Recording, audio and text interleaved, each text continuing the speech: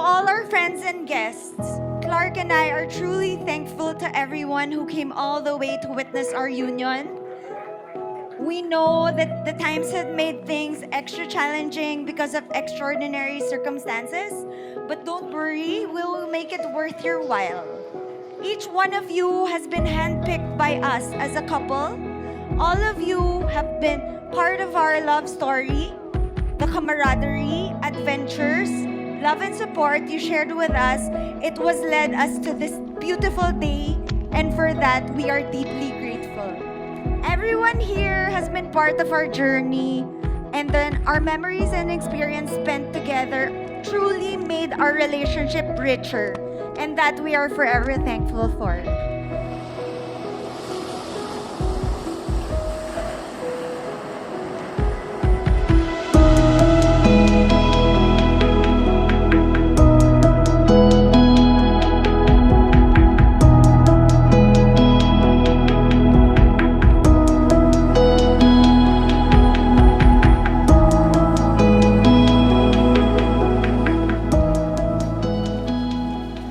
Yendy and I, we met during high school.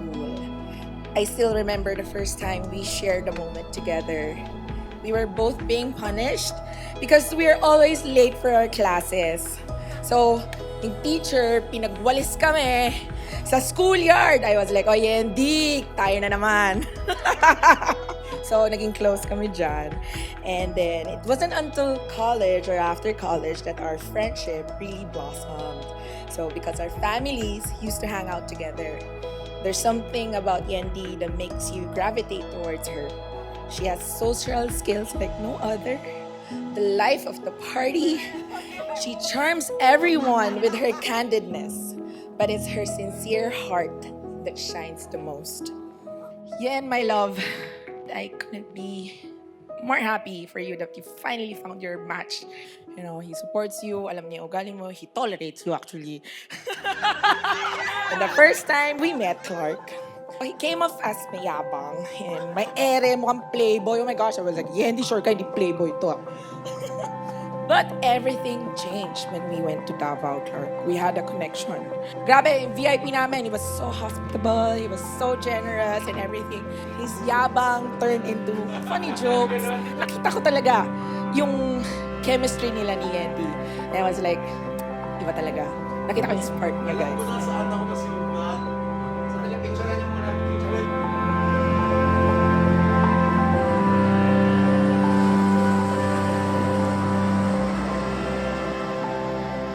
Do you, Clark, take Yendy to be your lawful wedded wife? I do. Do you promise to love and cherish her the best way you can? I do. Do you promise to be the spiritual leader of your home and be a godly example to your wife and, God willing, your children? I do. Do you promise to provide for and protect her to the best of your ability? I do. And do you promise to be faithful and not to forsake her in good times and in bad times, in health and in sickness till death do you part? I do.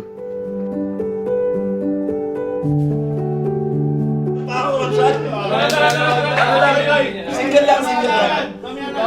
Sa bows mo, hindi na yan. Hinahawakan mo yung bows ko. Tapos nagkamali ako sa'yo ah. Ano ba yung nanggawa ko? May mga na-skip ka na part. Index na ka lang. Picturean mo. Alam mo, Clagy has always been my idol. Palagi pa nga niya sinasabi sa akin, ako na una sa'yo, sumut ng brief ha. Totoo. He taught me how to play basketball, played me a little bit rough. I did learn how to defend myself, to be honest. You also gave me my first ever feeling of freedom when you taught me how to drive. I knew I could always count on him. He's got one of the biggest hearts in this world. You know, just like how Clagy has, brought out the best in me. Yendy has brought out the best in Clagy. Yendy, alam mo, you've really made Clagy so organized and responsible. You know, sometimes he would say pa that Yendy is year of the rat. You know, I have to be organized and for you. He always says that.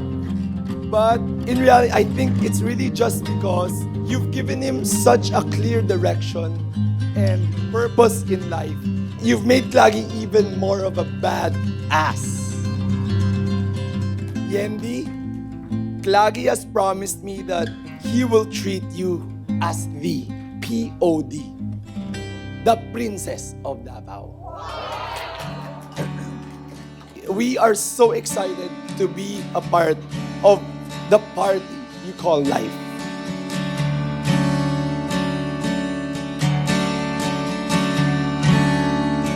God designed marriage to be a blessing and a gift. Clark and Yendy, a healthy marriage is not automatic. It takes a lot of work. There will be lots of ups and downs, times that will really push you to the edge, challenging times. I don't think there will ever be a perfect marriage because we are all bound to make mistakes and disappoint each other.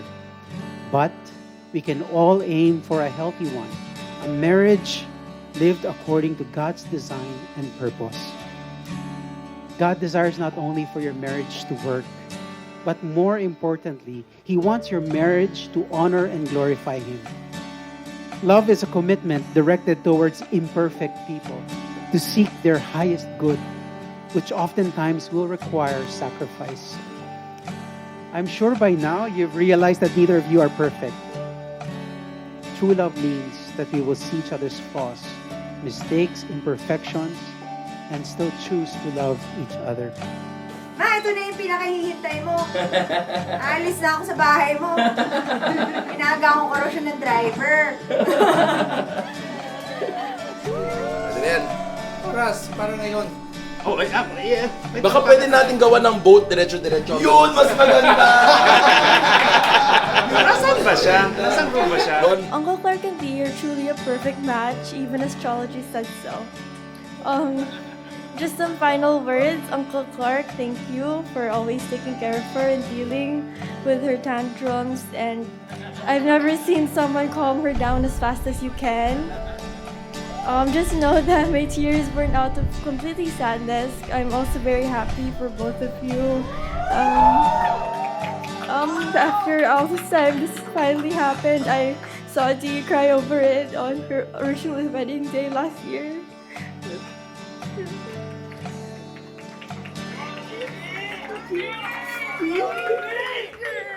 No, I continue.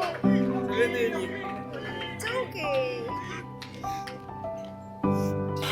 Dee, thank you for spending so many weekends with me and making me feel included.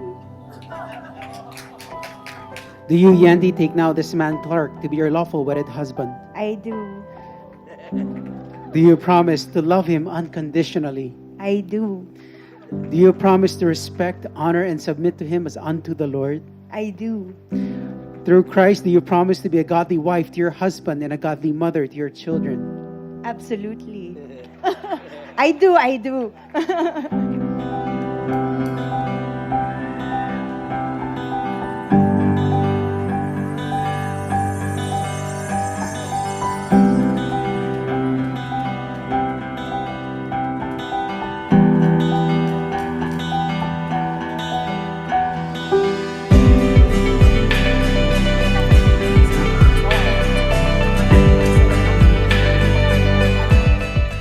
Dear Clark, ever since I was a little girl, I have always prayed to God for a playful partner.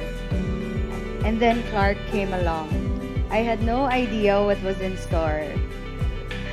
Our love story was not a typical one. Back in 2012, we met one fateful night in Hawaii. We didn't even notice each other. That was probably my fault because I didn't really turn on the Clark Yap charm and my killer smile. So, fast forward, 4 years later, a friend invited me to the penthouse opening. We recognized each other immediately and he asked for my number. I cannot forget being so enchanted by you the whole evening. I knew right there and then there was something very special. My life has never been the same since that moment. I immediately knew that we would be fast friends. Dating while in different cities was a challenge, so it was slow and a steady start. Occasional dinner and movie dates evolving into our all-nighter conversations. I recall an incident in the early part of our dating. We were laughing together and then our eyes met. I immediately felt a sense of comfort. I realized at that moment that you could be the one. Okay, Clark may have a tough exterior, but the way I see how he cares for his family proves that he is the sweetest, most patient, thoughtful people I know. Always steadfast and calm during all of my tantrums, talking to my friends and siblings to make sure I was alright. So, babe, today I say I do, but to me it means I will. I promise to love your entirety unconditionally through the beautiful and ugly bits, to constantly evolve and grow together with you, never to take for granted everything you do. I will try not to hog all the pillows, to always be your number one fan and laugh at your jokes. I love that we can talk about anything, laugh about everything. You even laugh at my corniest jokes. Even if I've heard them a million times, I can just be myself with you. You even tell me how to make my jokes a little better. As corny as it may sound, you inspire me to be the best version of myself. you have no idea how much you've made me into a better person just by the way you see me through your eyes. How much you've made my already beautiful life even more splendid. Clark, without you, I would be a balloon without a string. You're my playmate, my soulmate, all rolled into one. I promise to nurse your hangovers, to cook the food that you like, to keep loving you even when you're annoying, and that I will love your family as my own, just like you have with mine. I love you. I know we weren't able to do our dream destination wedding, but just being here with you, sharing our vows in front of everyone we love, starting our married life today is better than any destination or trip. I promise to love you for who you are and for who you are yet to become. I promise to be patient even when you do your tantrums. I promise to hold your hand as we journey through our new life together. I will share my whole heart as we celebrate our triumphs and weather our failures. And Yendy, I promise to give you your happily ever after. I love you. I got a feeling like never before, that all these miles were worth it.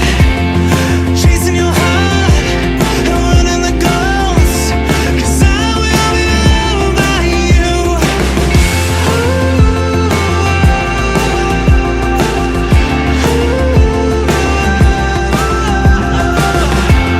Cause I got a feeling like never before, that I will be loved by you, babe. Clark, this is the only piece of advice I can share with you. Always remember the saying, a happy wife equals to a happy life.